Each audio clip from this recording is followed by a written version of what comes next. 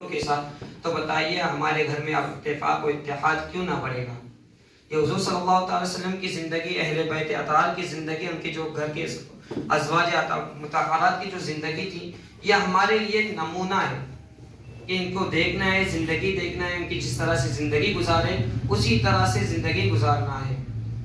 آج قرآن میں ایک آیت تھی جو تقریباً کئی مرتبہ بار بار آ رہی تھی، وہ قرآن میں وہی تھی کہ تم اللہ سے ڈرو، اللہ سے ڈرو، کہ بار بار یہ بتا رہا ہے اللہ سے ڈرتے رہو، کئی مرتبہ ہے وما اسألکم علیہ من اجر ان اجریہ الا علی رب العالمین، کذبت قوم نوح المرسلین، کذبت عاد المرسلین، کذبت شعیب المرسلین، یہ بار بار آ رہا تھا۔ تو اللہ رب العزت بتا رہا تھا کہ قوم جو تھی ان کے اوپر بھی ہم نے ظلم عذاب اتارے، تبھی نافرمانی کی طرف متوجہ ہو گئی۔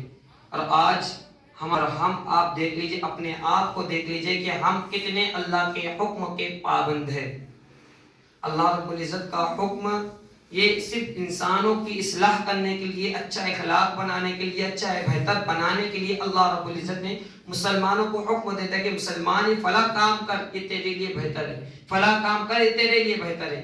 اللہ رب العزت جو بھی حکم دے رہا ہے، یہ صرف اللہ رب العزت اپنے بندوں کو ایک اچھا انسان بنانے کے لیے، پیارا انسان بنانے کے لیے دے رہا ہے۔ اللہ رب العزت نے قرآن میں کئی مرتبہ فرمایا کہ تم اللہ سے سچوں کے ساتھ ہو جاؤ، فرمایا بھی، کبھی فرمایا تم نماز کے قریب آ جاؤ، زکوٰۃ ادا کرو۔ زکوٰۃ کا حکم تقریباً 32 مرتبہ قرآن پاک میں آیا ہے، اور نماز کا حکم تو کئی مرتبہ ہے، قل اطیعوا اللہ واطیعوا الرسول، کئی مرتبہ ہے۔ اللہ کی اطاعت، اللہ رسول کی اطاعت کے بارے میں بار بار الگ الگ موقع پر اللہ رب العزت نے ارشاد فرمایا۔ آج ہماری دوستی دوسروں سے، محبت دوسروں سے، حضور صلی اللہ تعالی علیہ وسلم ارشاد فرماتے ہیں 3 دوست ہوتے ہیں جو تمہارے کام آتے یا نہیں آتے، اس کو بتایا جاتا ہے۔ پہلا دوست کہتے ہیں کہ مال و زر کو، یہ جو کبھی کام نہیں آنے والا ہے، یہ صرف مرے دم تک کام آئے گا۔ اللہ رب العزت یہ تو دوست بنا دیتے نا، ہم اپنے آپ کو، اپنے دوست، اپنی دولت اور شہرت کو اگر دوست بنا دیے، حضور فرماتے ہیں یہ دوستی تمہاری صرف قبر تک رہیں گی۔ یہ دوستی کہاں تک رہیں گی؟ صرف قبر تک رہیں گی۔ ایک شخص تھا جس نے بہت مال و زر جمع کیا، دولت و شہرت جمع کر دی، اور جمع کرنے کے بعد یہ کہتا ہے کہ میرے دولت میری 7 پشت بیٹھ کے کھا سکتی، اتنی دولت جمع کر لیا۔ اور ایسے محل بنایا، اور جیسے گدے پہ بیٹھنے لگا اس کے تخت پر، اتنے میں دروازہ کھٹکھٹایا گیا۔ ایک ضعیف بزرگ وہاں پر حاضر ہوئے، تو دیکھا، لوگوں نے کہا، بادشاہ نے کہا یہ کون وقت کا باعث ہے جو میرے دربار میں اس طرح سے آیا؟ پھر دروازہ کھول کے دیکھتے تو کون ہے؟ بولے میرے کو بادشاہ سے ملنا ہے، بولے جو اس کا نام تھا اس سے ملنا ہے۔ تو کہا، بولے تو بھائی مت مل، بولے چلے جا، بولے تو تیری حالت دیکھ کس طرح سے۔ دروازہ بند کر دیا گیا، پھر اس نے کھٹکھٹایا، پھر وزیر وہاں سے جا کے جو تھے وہاں پر، اس نے کھولے، نوکروں نے، بولے کہا بھائی کیا ماجرا ہے بتا؟ بولے جا کے کہو میں ملک الموت ہوں، میں ملک الموت ہوں، میں اس کو بادشاہ کو لینے آیا ہوں، تمہارے بادشاہ کو۔ حضرت ملک الموت رضی اللہ تعالیٰ آگے آتے ہیں، علیہ السلام تشریف لے جاتے، کہتے ہیں کہ چل تجھے اب تیرا بلاوا آ گیا، تیرا وقت آ گیا۔ وہ کہتے ہیں کچھ لمحات کے لیے اللہ نے تجھے تاثیر دی، رکنے کو کہا ہے کہ تو رک سکتا ہے، پتہ تجھ کرنا چاہتا ہے۔ تو بادشاہ نے اپنی پوری دولت شہرت کو ایک جگہ جمع کر دیا، اور کہنے لگا لعنت ہو تجھ پر، تیرے وجہ سے میں رب سے غافل تھا۔ اللہ نے پھر اس مال و زر کو بولنے کی طاقت دی، تو مجھ پر لعنت بھیجتا ہے، لعنت تجھ اپنے آپ پر بھیج، کہ اگر تو نے مجھے صحیح طریقے سے کمایا ہوتا، صحیح طریقے سے استعمال کیا ہوتا، تو آج میں تیرے کام آتا، مگر تو نے برے طریقے سے کمایا، برے طریقے سے تو نے خرچ کیا، یہی دولت ہے پھر تمہارے کو جہنم میں لے جانے والی ہے۔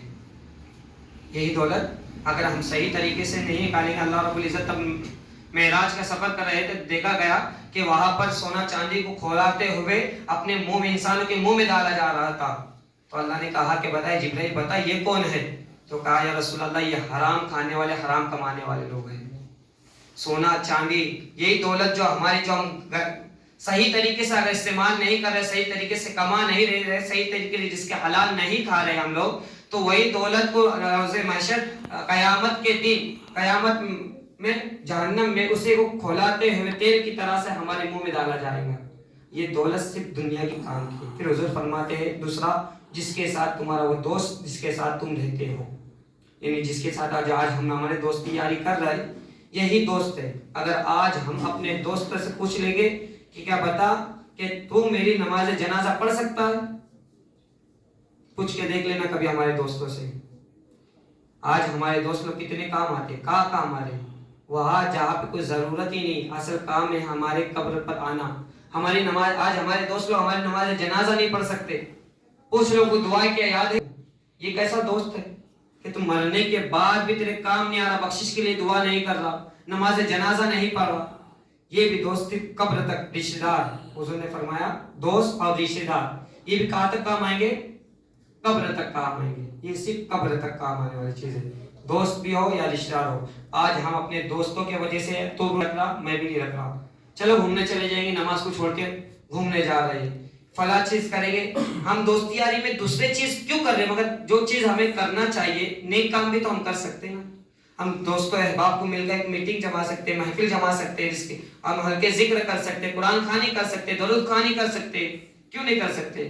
نعت کی محفل ہم سجا سکتے ہیں, قرآن شریف پر مسجد میں بیٹھ کے ہم دوستوں احباب کے ساتھ پڑھ سکتے ہیں. بھائی مجھے نہیں آتا, چل تو تجھے آتا ہے تو سنا ہمارے کو, یاسین سنا, آج سورہ رحمان سنا, آج سورہ ملک سنا دے, سورہ واقعہ سنا. محبت یہ بھی تو ہم کر سکتے ہیں ہماری دوستی یاری میں, مگر ہم رشتہ داری میں یہ بھی تو کر سکتے ہیں. مگر حضور فرماتے ہیں رشتہ داری اور دوست احباب کہاں تک کام آنے والے؟ صرف قبر تک. پھر فرماتے ہیں تیسری چیز, نیک اعمال برے اعمال. یہ وہ چیزیں, دونوں وہ دوستی ہے تمہاری جو تمہارے بعد میں بھی کام آنے والی ہے.